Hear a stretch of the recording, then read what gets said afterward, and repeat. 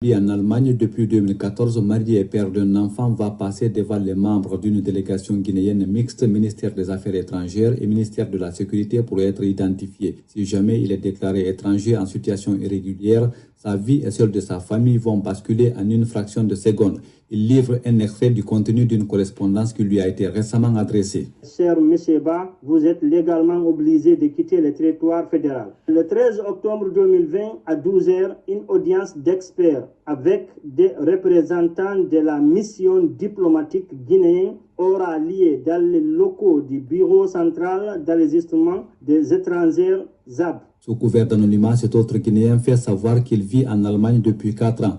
Comme Ousmane Ba, il a reçu une lettre d'invitation pour l'identification. Il a le mania dans le pantalon. Moi, je sais comment j'ai traversé la Méditerranée pour venir ici. Je risquais ma vie pour venir ici. C'est parce que ça ne va pas. Si ça allait, je n'allais pas risquer ma vie pour être ici. J'ai reçu la lettre. Je dois me présenter le 15 de ce mois pour m'identifier. Si toutefois ils vont reconnaître que je suis guinéen, cela veut dire que c'est automatiquement ils vont signer un laissez-passer pour me déporter en Guinée. Et pourtant, toute la famille compte sur moi. Difficile de dire avec exactitude le nombre de Guinéens ciblés par ces opérations d'identification qui sont la matérialisation d'un accord signé entre Conakry et Berlin. Baldé Aïssatou Chérif, présidente de l'ONG Guinée Solidarité Organisation, dénonce cet accord et accable le gouvernement guinéen à travers son ministre des Affaires étrangères. Quel profit la Guinée tire de cet accord-là? Rien du tout, je vous le dis.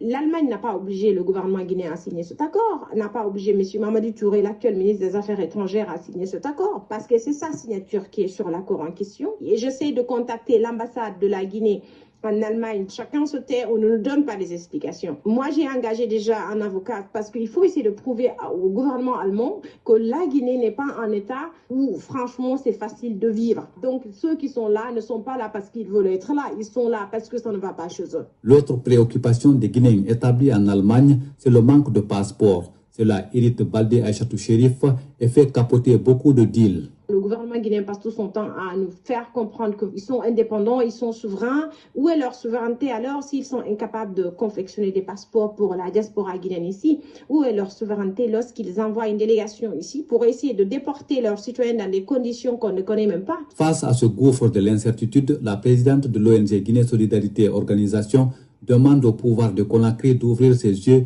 et voir la réalité en face afin d'agir dans le bon sens et sauver ses compatriotes du péril. Nous attendons de ce gouvernement qu'ils arrivent à comprendre qu'on ne doit pas, en tant que gouvernement responsable, ils ne peuvent pas essayer de traiter leurs citoyens comme cela. Ce n'est pas possible. À Conakry, une source introduite au ministère des Affaires étrangères confirme la présence de cette mission mixte d'identification en Allemagne, mais précise que les Guinéens ne sont pas les seuls concernés par cette mesure.